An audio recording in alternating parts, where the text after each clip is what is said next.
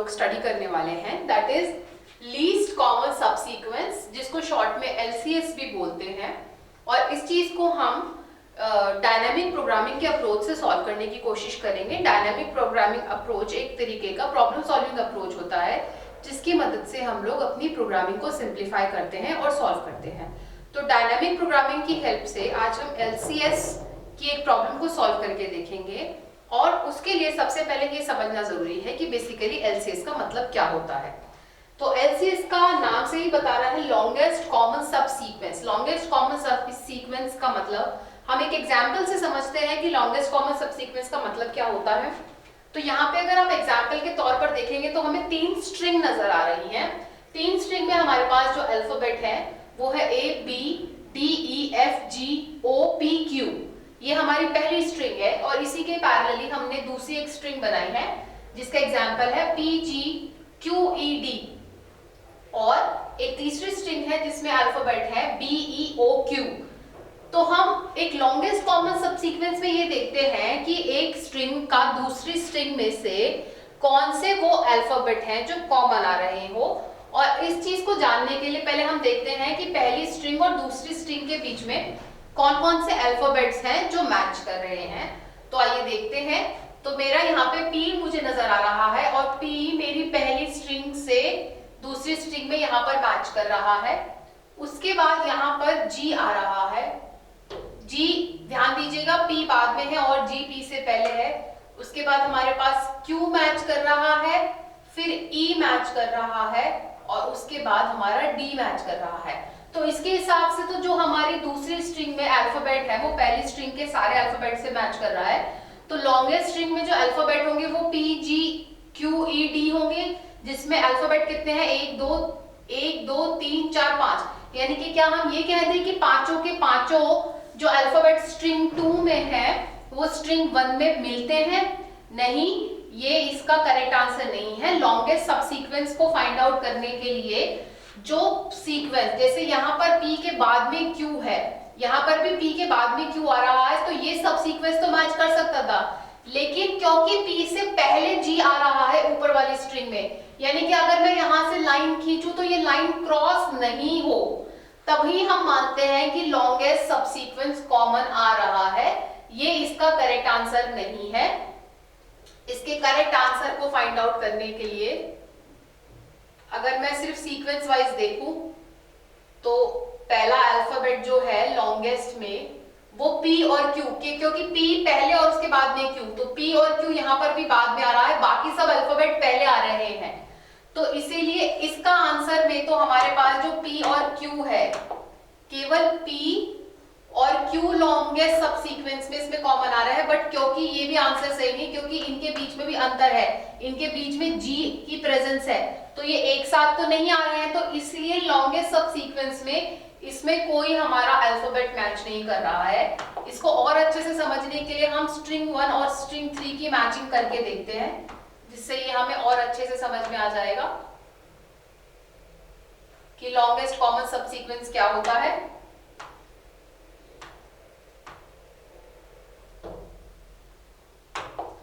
आइए इसमें देखते हैं कि यहाँ पे B है मैच कर रहा है, E मैच कर रहा है, O मैच कर रहा है और Q मैच कर रहा है, और कोई भी लाइन आपस में एक दूसरे के साथ में कोलाइड नहीं कर रही है। तो ये इसके लॉन्गेस्ट सब सीक्वेंस में 4 अल्फाबेट है B E O Q, जो पहली स्ट्रिंग की दूसरी स्ट्रिंग में यहाँ पे मैच कर रहा है। तो इस तरीके से हमारा LCS हम लोग कैलकुलेट करते हैं।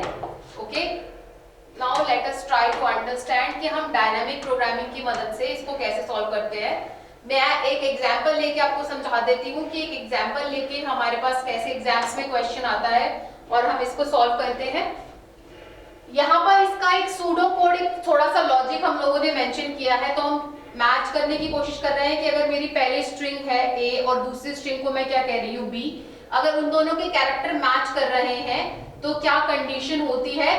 तो अगर मेरा कोई कैरेक्टर एक स्ट्रिंग का दूसरी स्ट्रिंग से मैच कर रहा है एट ith पोजीशन के लिए हम लोग यूज कर रहे हैं, तो जो मेरा LCS का आंसर होता है वो पहली कॉलम और पहले डायगोनल कॉलम में से एक का एडिशन हो जाता है। अभी मैं एक एग्जांपल के तौर पे समझाऊंगी कि यहाँ पे एक का एडिशन क्या होता है। अदरवाइज पहली कॉलम और पहले रो में से जो भी वैल्यू मैक्सिमम होती है, अगर कैरेक्टर मैच करता है तो डायगोनली हम लोग एक एडिशन कर लेते हैं वैल्यू का। अगर मैच नहीं करता है, क्योंकि हम लोग एल्स कंडीशन में अगर मैच नहीं करता है तो पहले कॉलम और पहले रो में से जो भी वैल्यू मैक्सिमम होती है उसको हम एक आंसर में अपने एलसीएस में मेंशन कर लेते हैं। इस कोड पार्ट को हम एक एग्जांपल के थ्रू समझते हैं कि कैसे हम डायनामिक प्रोग्रामिंग को यूज करके इस चीज को इंप्लीमेंट करते हैं। तो let us take an example. तो मैं 2 स्ट्रिंग ले लेती हूं यहां पर। एग्जांपल के लिए हम लोग 2 स्ट्रिंग ले लेते हैं।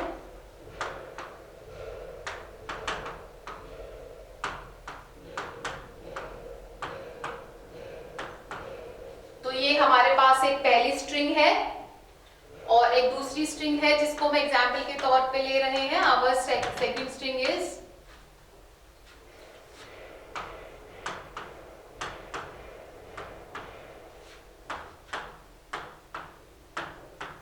तो ये हमारी दूसरी स्ट्रिंग के अल्फाबेट हो गए हैं। हमें फाइंड आउट करना है कि ऐसा कौन सा सब स्ट्रिंग है, लॉन्गेस्ट सब स्ट्रिंग जो इसमें मैच कर लेता है। तो इसके लिए हम लोग एक मैट्रिक्स बनाते हैं। उस मैट्रिक्स में जो, वैसे तो ये मैट्रिक्स या फिर अगर मैं एक एरे की भी बात करूं, क्योंकि यहाँ पे एरे का भी यूज हो रहा है, तो पहला अल्फाबेट की इंडेक्सिंग 0 से शुरू होती है।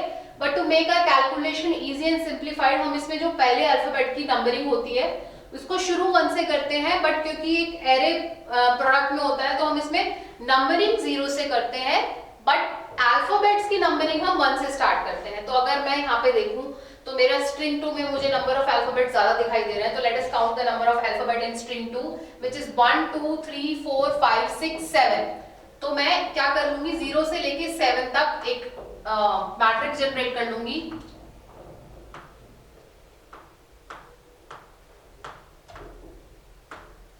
और जैसे कि मैंने आपको पहले बताया कि जो हमारा पहला अल्फाबेट होता है उसकी नंबरिंग हम 1 से स्टार्ट करते हैं। तो पैरेलली मैं यहाँ पे इसी स्ट्रिंग के अल्फाबेट लिख रही हूं।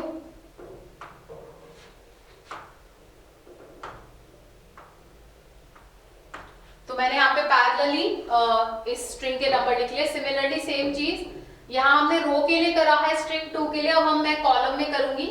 तो मैं सेम नंबरिंग यहाँ पे लिख लूंगी फ्रॉम 0, कितने अल्फाबेट है 1 2 3 4 5। तो I will write 0 to 5।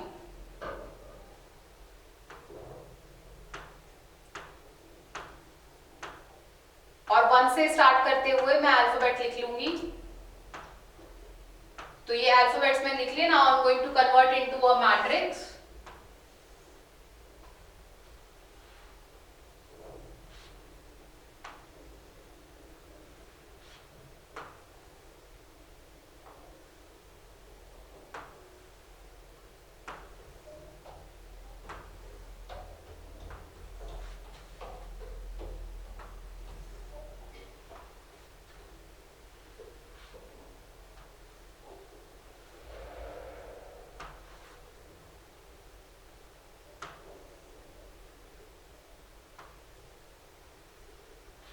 Alright, तो बेसिकली हम लोग क्या करते हैं, क्योंकि हमारा पहला यहाँ पे मैचिंग पे 0 0 है, तो पहली रो एंड पहली कॉलम में तो वैल्यू हम लोग 0 की ही फिल कर लेते हैं। Let me change the colour तो हमें ज्यादा अच्छे से नजर आ जाएगा। तो हम लोग क्या कर लेते हैं, यहाँ पे पहली रो में हम लोग सब जीरोस फिल कर लेते हैं, बिकॉज 0 के पैरेलली और यहाँ 0 के कॉलम में भी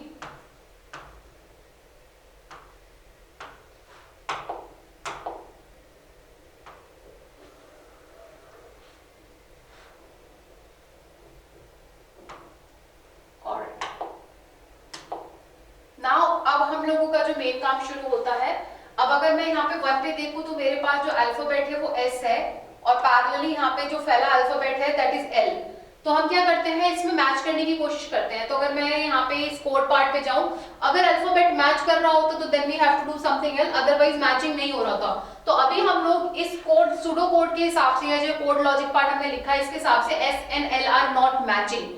तो जब S और L मैचिंग नहीं हो रहा होता तो एक पहली रो विच इज एक पहली रो इस कॉलम में मुझे फिल करना है, S और L के लिए 1 and 1 में फिल करना है। तो या एक पहली रो विच इज 0 0 1 0 1 और 0 के लिए ये पहली रो है, और एक पहला column which is this column.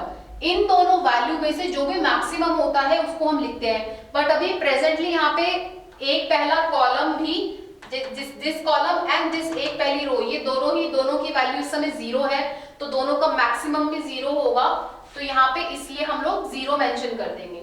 Now similarly S और O के लिए मैच करेंगे, S एंड O, क्योंकि L के बाद अगला अल्फाबेट कॉलम 2 में O का आ रहा है, तो मैच नहीं हो रहा, तो पहली एक रो और पहली एक कॉलम में अगेन दोनों में 0 वैल्यू है, तो यहाँ पे 0 मेंशन होगा।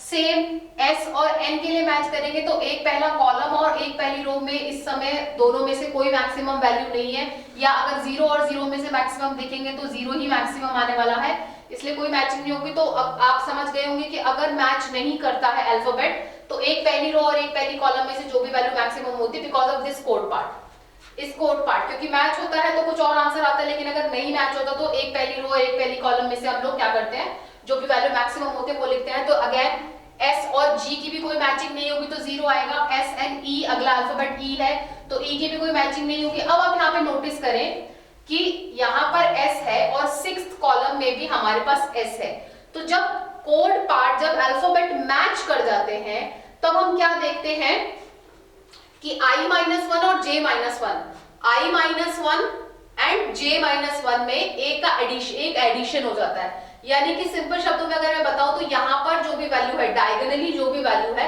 उसमें एक का एडिशन हो जाता है, तो इसका मतलब यहाँ पे 0 था, तो 0 में एक का एडिशन होकर यहाँ पे क्या आ जाता है, 1 मेंशन हो जाता है।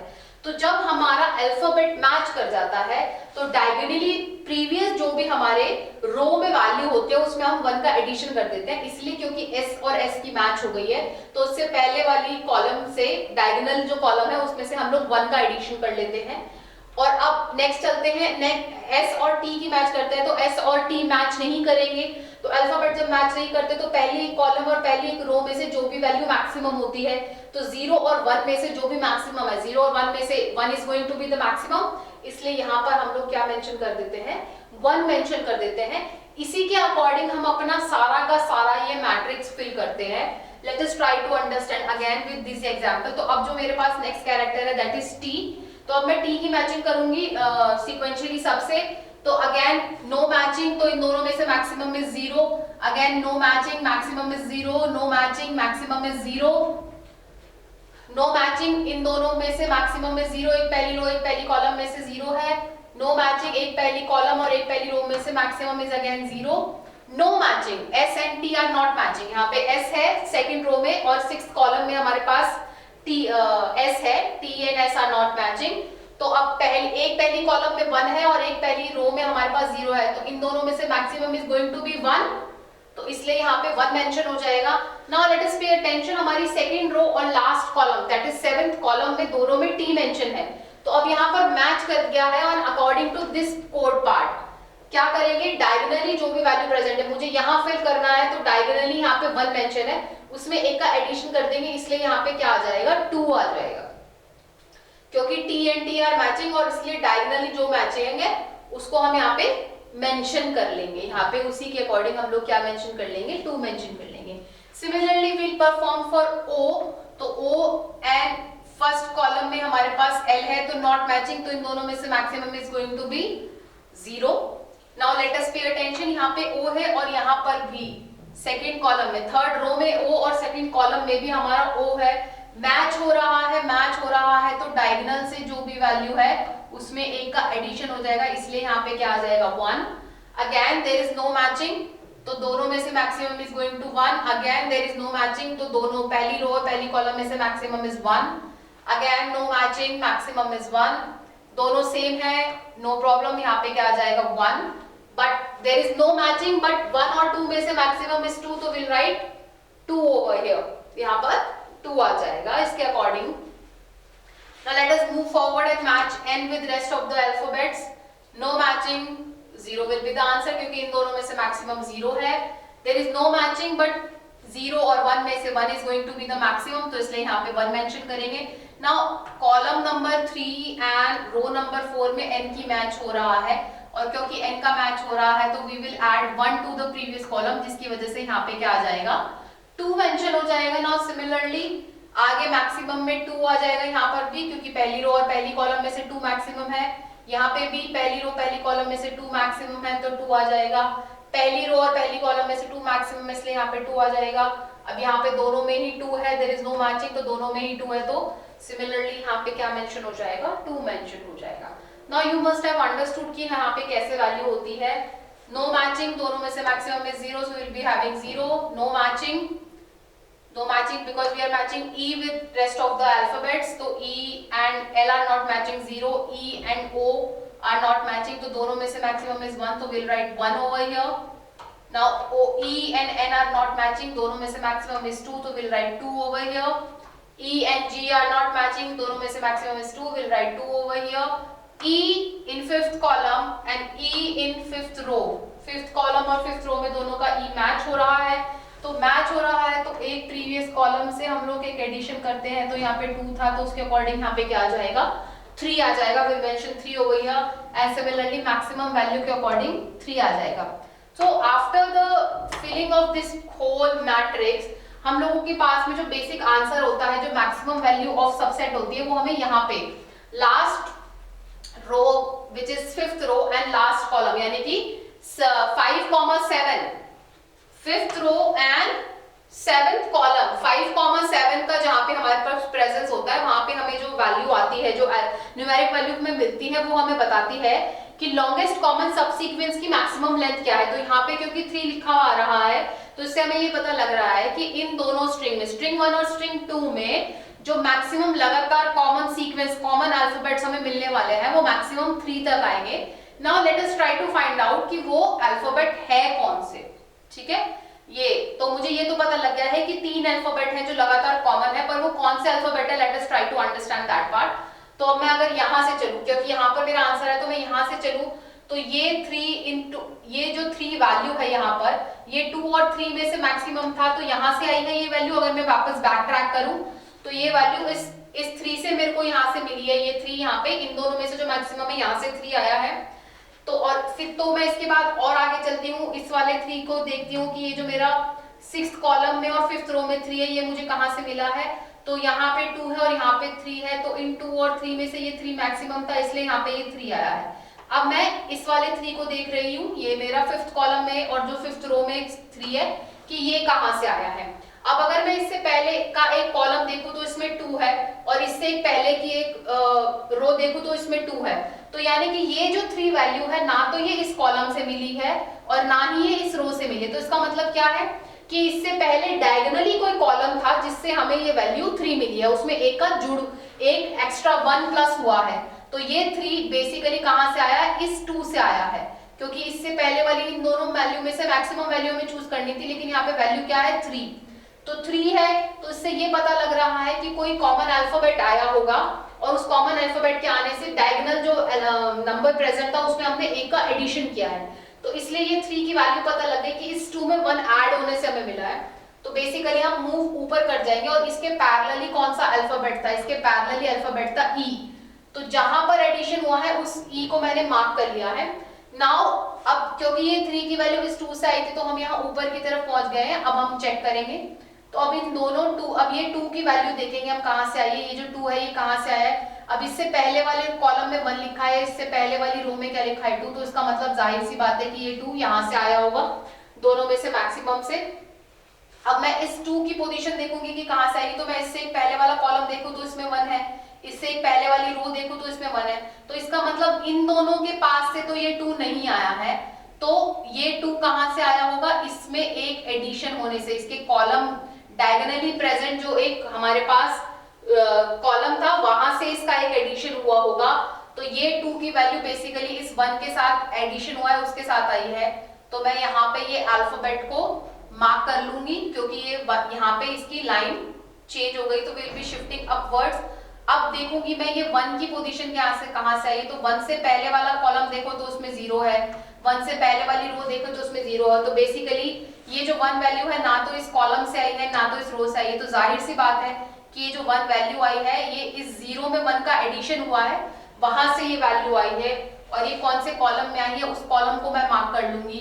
तो बेसिकली मुझे यहाँ से पता लग गया कि कौन कौन से 3 सबस्ट्रिंग है जो मैच होके आए हैं, बेसिकली O, N और E, ये 3 वो अल्फाबेट है जो इस लॉन्गेस्ट सबस्ट्रिंग में कॉमन आ रहे हैं, और इस चीज को हम लोग mathematically with the help of dynamic programming इस तरीके से हम लोग सॉल्व कर लेते हैं। तो एग्जाम्स में भी अगर आपके ऐसे क्वेश्चन आते हैं तो इस तरीके से आप ये मैट्रिक्स बना के और इसमें से कॉमन अल्फाबेट्स जो है वो फाइंड आउट करके, जैसे जिन पे नंबर चेंज हो रहे हैं वो डायगोनली पता लगा के ये आंसर डिडक्ट कर सकते हैं, जिसकी वजह से आपको सोल्यूशन और कौन सा लॉन्गेस्ट सब सीक्वेंस है वो आपको आपके लास्ट रो और लास्ट कॉलम का जहाँ पे भी इंटरसेक्शन होगा वहां पे उस नंबर से पता लग जाएगा कि वो कौन कौन से अल्फाबेट है जो दोनों स्ट्रिंग में से मैक्सिमम नंबर ऑफ टाइम एक दूसरे के साथ में एक्सचेंज कर रहे हैं। We'll study next topic in the next lecture. Thank you.